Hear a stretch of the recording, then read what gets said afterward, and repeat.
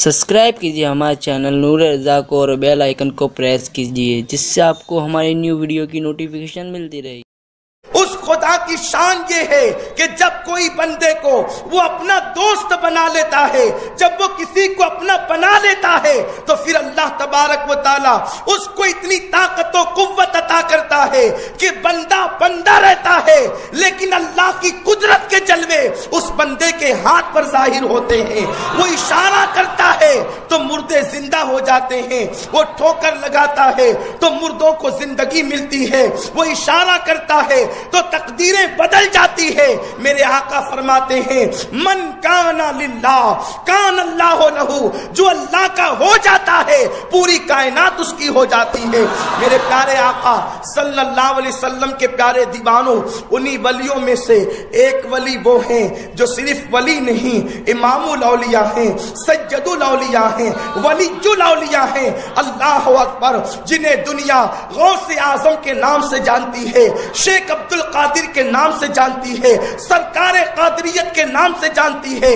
ہم اور آپ کیا، سرکار غوث پاک فرماتے ہیں لوگوں میں وہ ہوں، میرے حال پر کسی کو قیاس مت کرنا، میں کسی کی طرح نہیں ہوں، کوئی میری طرح نہیں ہے۔ اللہ نے فرمایا انی عالم و ما لا تعلمون، عالم و ما لا تعلمون کا راز عبد القادر جیلانی ہے۔ فرماتے ہیں میں اللہ کے رازوں میں سے ایک راز ہوں، میں اللہ کے رازوں میں سے ایک راز ہوں۔ غوث پاک ارشاد فرماتے ہیں جب نوح کی کشتی چلنے کے لیے نکلی تھی اس وقت بھی عبد القادر نوح کی کشتی میں موجود تھا۔ فرماتے ہیں جب نار نمرود ابراہیم پر گلزار ہوئی اس وقت میں حضرت ابراہیم کی پشت میں موجود تھا۔ وہ غوث پاک ارشاد فرماتے ہیں اللہ کے میرے ساتھ، میرے اللہ کے ساتھ خاص تعلقات ہے، اللہ نے مجھے اپنا محبوب بنایا ہے۔ غوث پاک فرماتے ہیں میرے اللہ نے مجھ سے 70 مرتبہ وعدہ کیا ہے عبد القادر جو تجھ سے محبت کرے گا اس کو اس وقت تک موت نہیں دوں گا جب تک کہ اس کو توبہ کی توفیق نہ دے گا۔ تیرے ماننے والے کو پہلے توبہ کی توفیق دوں گا اور اس کے بعد پھر اس کو موت عطا کروں گا۔ یہ سرکار غوث پاک ہیں، صرف ہم نہیں، آپ نہیں، بڑے بڑے اولیاء ان کی بارگاہ میں خراج پیش کرتے ہیں۔ آئیے ان کی بارگاہ میں خراج جب غریب نواز پیش کرتے ہیں تو اس طرح پیش کرتے ہیں۔ غریب نواز جس کی منقبت لکھے وہ شان غوث اعظم کی شان۔ غریب نواز لکھتے ہیں یا غوث معظم نور خدا، مختار نبی مختار خدا۔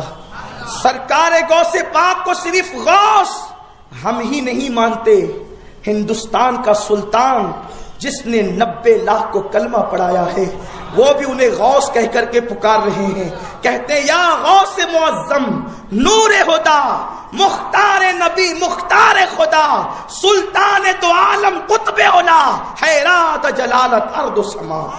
یہ منقبت کے 4 مصرے سرکار غریب نواز نے غوث پاک کی بارگاہ میں پیش کیا ہے۔ شاہ نقشبند سیدی سرکار شیخ مجدد الفسانی رضی اللہ تعالیٰ شیخ احمد سرہندی، یہ وہ ذات ہے جس نے توحید پر وہ کام کیا ہے ہندوستان کی سرزمین پر۔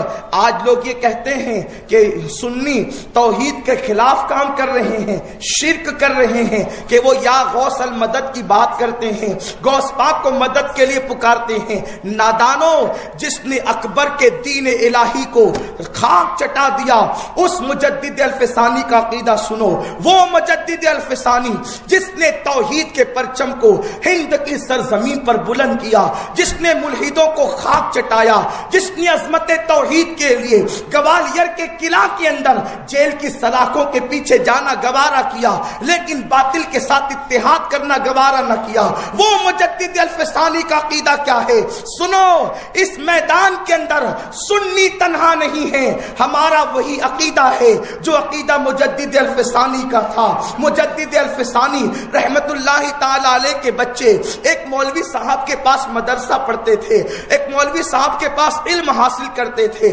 مولوی صاحب حضرت مجدد الفسانی رضی اللہ تعالیٰ عنہ سے ملنے کے لیے آتے ہیں. جب ملاقات کے لیے آئے تو اس وقت حضرت مجدد الفسانی رحمت اللہ تعالی علیہ نے مولوی صاحب کی طرف کوئی توجہ نہیں کی, ان کو کوئی رسپیکٹ نہیں دیا, ان کو کوئی عزت نہیں دی. مولوی صاحب تھوڑی دیر رک کر کے چلے گئے. جب چلے گئے تو اس وقت تو بچوں نے کہا, ابا جان ہمارے استاد آپ سے ملنے کے لیے آئے تھے, آپ نے کوئی توجہ نہیں کی, آپ نے ان کو کوئی عزت نہیں دی, آپ نے ان کو کوئی جو ہے وہ اہمیت نہیں دی. حضرت مجدد الفسانی شیخ احمد سرہندی فرماتے ہیں, میرے بیٹو میں اس کو کیسے عزت دیتا, اس کی پیشانی پر لکھا تھا کہ یہ جہنمی ہے, میں نے اس کی پیشانی پر اس کی تقدیر کو پڑھ لیا ہے, اس کی تقدیر کو میں نے پڑھا.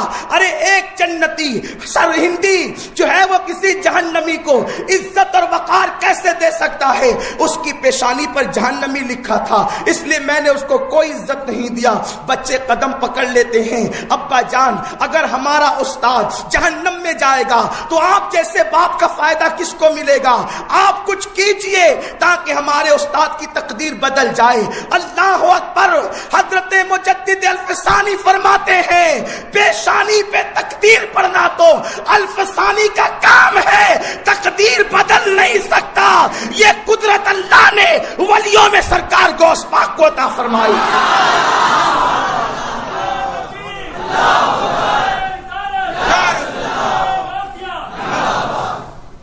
تقدیر کی 3 قسمیں ہیں اور اس میں بھی کئی قسمیں بیان کی گئی ہے.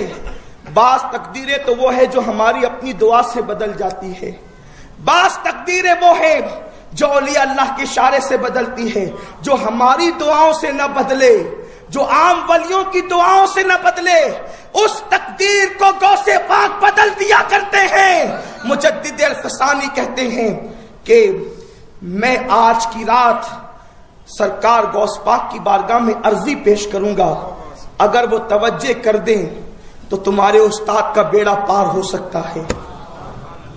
یہ بات مجدد الفسانی کب کر رہے ہیں؟ لوگ کہتے ہیں ٹھیک ہے چلو مان لیا کہ غوث پاک جب زمین کے اوپر حیات تھے تو کوئی ان سے مدد مانگتا تھا, وہ مدد کر دیتے تھے, لیکن اب تو وہ قبر میں ہیں, اب مدد تھوڑی کر سکتے ہیں. بلکہ یہاں تک کچھ ظالم کہتے ہیں اب تو وہ مجبور ہو گئے. ظالم وہ تیرا مقتدا ہوگا جو مرنے کے بعد مجبور ہوتا ہے. ہمارا غوث وہ ہے, قدرت والے خدا نے میرے غوث کو قدرت عطا فرمائی. ہمارے امام اعلیٰ حضرت کہتے ہیں بندہ قادر کا بھی قادر بھی ہے عبد القادر. قادر کا بندہ عبد القادر کو بھی اللہ نے قدرت عطا فرمائی ہے. ان کی قدرت کو کوئی کیا جانے. اسی لیے تو اعلیٰ حضرت نے کہا نا شکر کے جوش میں جو ہے وہ تجھے کیا جانے. یہ شکر جو ہے نا, شکر ولایت کی ایک منزل ہوتی ہے. ولایت کی 28 منزلیں ہیں, اس میں سے ولایت کی ایک منزل حالت شکر ہے. یعنی اللہ کی محبت میں ولی اتنا گم ہوتا ہے کہ اس کو اپنے آپ کی خبر نہیں رہتی. تو اعلیٰ حضرت کہتے ہیں شکر کے جوش میں جو ہے وہ تجھے کیا جانے. اگر وہ ولی بھی ہے نا اور وہ ولی عالم شکر میں ہیں تو بھی انہیں کیا خبر کہ غوث پاک کیا ہیں. کس سے پوچھا جائے غوث پاک کا مرتبہ تو کہتے ہیں شکر کے جوش میں جو ہے وہ تجھے کیا جانے. خضر کے ہوش سے پوچھے کوئی رتبہ تیرا. اگر پوچھنا ہے تو جناب خضر سے پوچھو کہ میرے غوث کو اللہ نے کیا شان عطا کی ہے. اور غوث پاک کی شان حضرت خضر علیہ السلام نے یوں بیان کی ہے کہ جتنی امتیں گزر چکی ہے ان امتوں میں اور امت محمدیہ میں غوث پاک جیسا ولی نہ پیدا ہوا ہے نہ امام مہدی تک پیدا ہو سکتا ہے. یہ حضرت خضر فرما رہے ہیں خضر کے ہوش سے پوچھے کوئی رتبہ تیرا. یہ خضر کے ہوش سے پوچھو کہ اللہ نے میرے غوث کو کیا شان عطا کی ہے.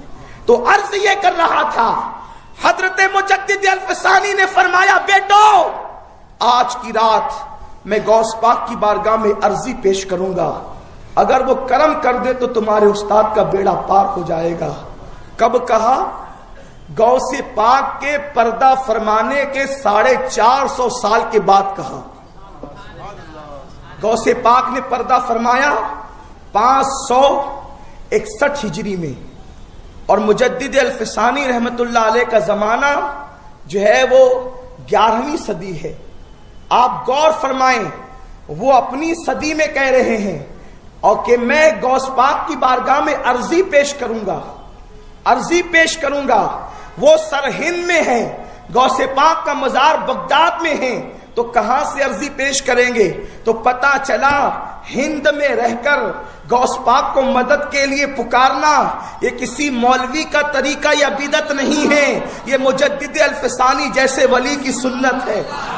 کہتے ہیں کہ میں رات عرضی پیش کروں گا، وہ توجہ کریں. اسی لیے تو اشۃ اللمعات میں، یہ اشۃ اللمعات مشکات شریف کی شرح ہے اور اس کو لکھنے والی ذات شیخ عبدالحق محدث دہلوی کی ہے. شیخ عبدالحق محدث دہلوی وہ محدث ہیں کہ جنہوں نے علم حدیث ہندوستان کی سرزمین پر پھیلایا ہے، اور یہ محدث کوئی معمولی محدث نہیں ہے. شیخ عبدالحق محدث دہلوی وہ محدث ہے کہ جس وقت مدینہ منورہ میں تھے آقا نے فرمایا عبدالحق ہندوستان جا کر میرے دین کی خدمت کرو. عرض کیا یا رسول اللہ آپ کے بغیر دل نہیں لگتا، مدینہ چھوڑ کر کیسے جاؤں؟ آقا نے فرمایا عبدالحق مدینے میں رہتے ہو اور میری یاد آتی ہے تو میرے مزار پر آتے ہو، ہند جا کر دین کی خدمت کرو. جب وہاں میری یاد آئے گی سر جھکا لیا کرنا، میرا دیدار کر لیا کرو. وہ محدث دہلوی اشۃ اللمعات میں لکھتے ہیں کہ غوث پاک آج بھی اپنی قبر سے زندوں کی طرح تصرف کرتے ہیں، اپنے ماننے والوں کی مدد کرتے ہیں. ہمارے پاس حوالہ اتنا مضبوط ہے کہ شیخ عبدالحق جیسا محدث جس کے علم حدیث پر کیا اپنے کیا پرائے سب کو ناز ہے. اور آپ کو بتاؤں یہ تو شیخ عبدالحق ہے، ابن تیمیہ جیسا آوارہ محدث شاید ہی دنیا میں کوئی ہوا ہوگا. ابن تیمیہ اپنے مجموع الفتاوی میں لکھتے ہیں جیسے سورج اور چاند کے وجود کا انکار نہیں کیا جا سکتا ویسے عبد القادر جیلانی کی ولایت کا انکار نہیں کیا جا سکتا. وہ نہ ماننے والا آدمی بھی میرے غوث کو مانتا ہے، میرے غوث کی ولایت کا انکار نہیں کرتا، کیونکہ جانتا ہے کہ جو ان سے لڑتا ہے وہ مٹا دیا جاتا ہے. بہرحال اس کی تفصیل نہیں. تو حضرت مجدد الفسانی فرماتے ہیں میرے بیٹو اگر رات کو وقت ملا تو میں عرض کروں گا. صبح ہو گئی، پتہ نہیں کیا ہوا. صبح کو پھر مولوی صاحب آئے. حضرت مجدد الفسانی نے اس مولوی صاحب کو اپنے سینے سے لگا لیا. بیٹوں نے عرض کیا ابا جان کل تو کوئی عزت نہیں دی، کل کوئی آپ نے اس کو اہمیت نہیں دی، آج استاد جیسے ہی آیا آپ نے اس کو سینے سے لگا لیا. حضرت مجدد الفسانی فرماتے ہیں بیٹو کیا کروں، کل اس کی پیشانی پر جہنمی لکھا ہوا تھا، آج جب صبح کو اس کی پیشانی دیکھا تو اس کی پیشانی پر جنتی لکھا ہوا تھا. بیٹوں نے کہا ابا ایک رات میں جہنمی جنتی کیسے بن گیا؟ تو حضرت مجدد صاحب فرماتے ہیں رات کو بغداد کے تاجدار کی بارگاہ میں نے عرضی کی تھی کہ میرے بیٹوں کے استاد کی تقدیر بدل دے. پوری رات کے اندر میرے غوث نے جہنمی کو جنتی بنا دیا.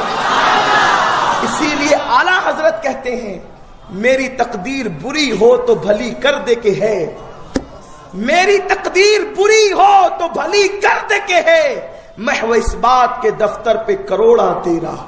یا غوث اعظم اگر ہماری تقدیر بری ہے تو اس کو بھلی کر دیجیے، کیونکہ اللہ نے آپ کو تقدیر کے دفتر پر اختیار عطا فرمایا ہے.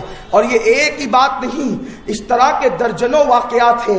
غوث پاک تقدیر بدلتے ہیں. آئیے وقت تو تھوڑا سا ہے، ایک بات اور عرض کروں. غوث اعظم تقدیر بدلتے ہیں. ہم سنی تقدیر پر ایمان لاتے ہیں لیکن تقدیر سے پریشان نہیں. جس کے مقدر میں غوث پاک جیسا پیر آیا ہو اس کو تقدیر سے خوف کیا ہے؟ کہنے والوں نے کہا ہے اوروں کو جو ملا ہے مقدر سے ملا ہے، مجھ کو تو مقدر بھی تیرے در سے ملا ہے.